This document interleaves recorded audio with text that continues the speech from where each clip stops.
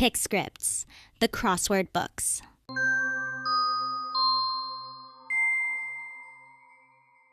The Verity Chronicles. The Stolen Crown. Chapter 2, Part 3. Sylvie, kneeling beside Verity, sneered. You want to know how you ended up here? I'll keep it simple. I know a sorcerer. She offered me everything I wanted. We're in another world now, a world where I'm queen and you're nobody. My mum and dad will stop you. Your parents are dead. Not my doing. I only wanted them locked away. Regret flickered in her eyes, but vanished as quickly as it came. No one else can help you. Everyone else only knows what's real to them. They're no more than actors in a play I wrote. Only you and I remember. That part was deliberate. I wanted you to feel the pain of losing it all, like I did. She rose to her feet, suddenly towering. Doesn't feel good, does it? You're my cousin. My family. Verity's voice broke as she clasped Sylvie's hands. For a heartbeat, Sylvie's eyes softened. Then she pulled away, calling for the guards. This is my second chance, she said as Verity was dragged out, and this time I'm not going anywhere. The guards shoved Verity along the hallway. Every familiar corridor of the castle felt strange, as if the walls themselves had shifted in allegiance. She swallowed hard, trying to steady her racing thoughts. I have to stop her. I have to get my kingdom back. When the guards released her in the servant quarters, she sank to the floor, trying to make sense of what had just happened. Sylvie's words echoed in her mind. Another world. I'm nobody. She's the queen. Okay, so tell me again why I should believe you. Priya dangled upside down from the arm of the sofa. Verity had already told the story 5 times.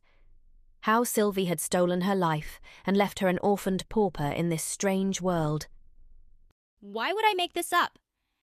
Verity said, tugging her friend upright by the hands until they were eye to eye.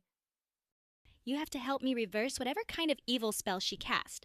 I've never lied to you before, have I? Priya screwed up her face, the frown lines between her brows deepening as she inspected Verity. You're serious, aren't you? Verity nodded. Tell me one thing, in this other world am I still a servant? Priya asked, breath held. Verity looked down at her bare feet and swallowed. She nodded again. She had known Priya for years, yet she had never really thought about what her friend's life might be like here. You're not destitute, Verity said quickly. Your mum sells dresses and makes a fair wage. She sells dresses in this reality too, Priya said, indicating the heap of fabric piled on the sewing machine. So let me get this straight. You want me to help you commit treason by overthrowing the so-called imposter queen, and I don't benefit at all? Priya folded her arms and turned away. I promise you, when we get back to my universe, you and your mum won't be servants in our household anymore. You can come to all our important, fancy balls. They're brilliant. Verity said, squeezing Priya's hand. You'll get to eat the royal food, and you can even borrow the Afaya cruise liner. You'll have all the royal perks. You'll know what it's like to be a princess, like I do. Priya's eyes narrowed. Her thick eyebrows arched as she searched Verity's face. Verity let go of her friend's hand and exhaled. Look, I'm sorry I never realized how awful it is to live down here. For the first time, she really saw Priya's flat in this reality. The peeling paint on the ceiling, the chipped dining table, the large brown stain on the sofa whose origin she did not want to imagine. Priya's expression softened. So, what do we do? Verity smiled. At least she had one person she could count on, no matter the universe. We need to find out who the sorcerer is that helped Sylvie with all of this. Any leads? Priya asked. Verity shook her head. Not yet, but if we could search her office, we might find something useful. Easy peasy. One small problem, it will be locked, Priya said, throwing her hands up. She was right. When the office had belonged to Verity's parents, they had kept it locked like a jail cell. They each wore a key on a chain around their necks and never took it off, not even at bedtime. Knowing Sylvie's hapless, feckless, devil-may-care attitude, that carelessness could, perversely, be to their advantage. A grin spread across Verity's face. Getting hold of the key may be easier than you think. So you think the key to the royal office is in a jewellery box? Priya's eyes narrowed. The office that probably houses governmental secrets and classifieds. It's where she kept all her keys in the old world, Verity said, thinking back to only yesterday when Sylvie had lain in her bed, sobbing about being unprepared for the life of a queen. I just need to find it. Verity pounced up the stairs to the first-floor landing like a poised cat. Priya latched onto Verity's arm and pulled her to a halt. Breaking into her room is going to be even more impossible than breaking into the office. There's a guard stationed out there. Only when she's in her room. Verity corrected. I'll just have to wait for her to leave, or Her eyes lit up. we could force her out. Priya sighed and buried her face in her hands. You're going to suggest I pull the fire alarm, aren't you? Priya said, weirdly instinctively. That used to be their go-to escape plan in the old world. A smile crept across Verity's face as the memory of the first fire alarm incident flashed back. It had been a month after Christie had gone. Verity had been acting out, the therapist said, and in her fragile state she'd had a bust-up with John, the baker's son. She'd shoved him in the hallway just as her mother appeared.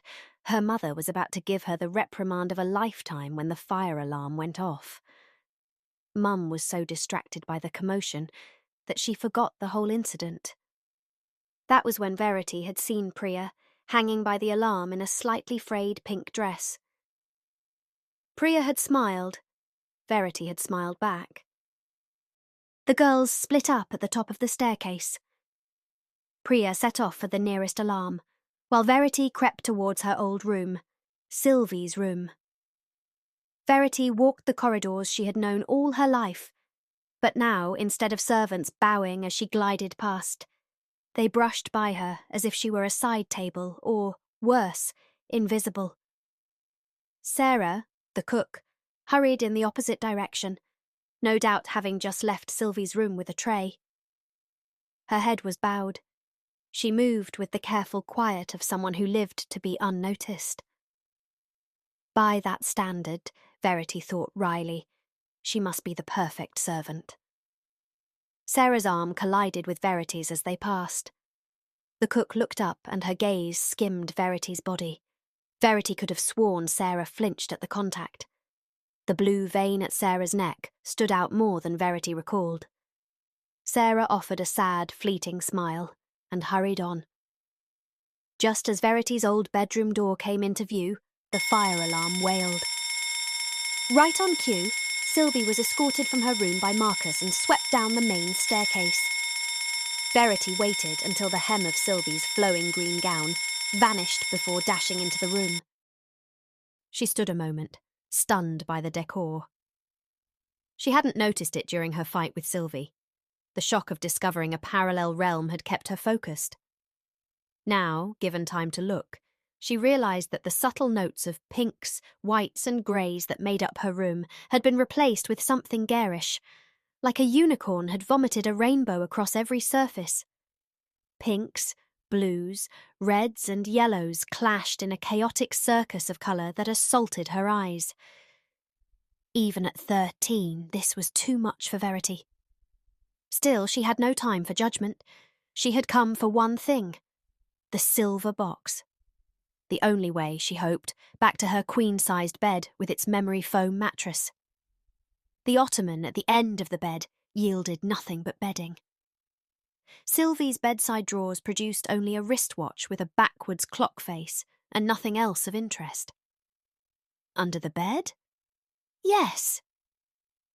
The silver gleamed in the light that poured through the curtains. Aha, got it. Verity whispered. She opened the box. Inside lay the familiar keyring, heavy with about 50 keys. Some things never changed, no matter the reality. Ditzy cousins and lax security. She reached to slide out from under the bed when the door swung open. "Next time, check if there's an actual fire before dragging me out of my room," Sylvie's voice snapped. Oh no, Sylvie was back. She clicked the door shut behind Marcus and moved to the window, gazing out at the gardens. Verity peered from beneath the bed. Sylvie's back was to her. Could she risk slipping out unobserved? She readied herself. 1, 2, 3. A knock sounded at Sylvie's door. Verity slid further back. "Who is it?" Sylvie called. "Andrea."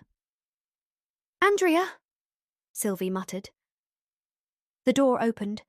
A woman with a tight blonde knot and red-rimmed spectacles stood in the frame, scrolling on her phone. Her heels click-clacked as she strolled inside. She snapped the door shut behind her. "Where shall we begin?" Andrea said, straightening the collar of her rouge blazer. "With what?"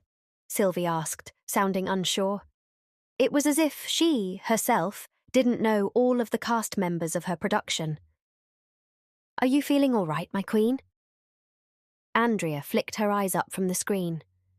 "Great, let's get to it," she said, before Sylvie could respond. She perched herself on a poof by the bed. "Right. Ben, who runs the largest crowberry farm in South Blizzardland, wants to sell his land. He's had 3 offers, all under value. He'd like your counsel." "Ah, so the people come to me for advice. How marvellous," Sylvie said, settling into the chair at her desk. "Tell him to reject the offers until the price he wants comes along."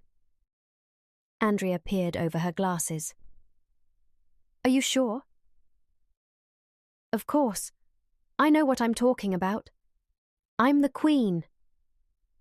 Sylvie glanced at herself in the mirror above the desk, a smirk curling her lips as if the phrase tasted delectable.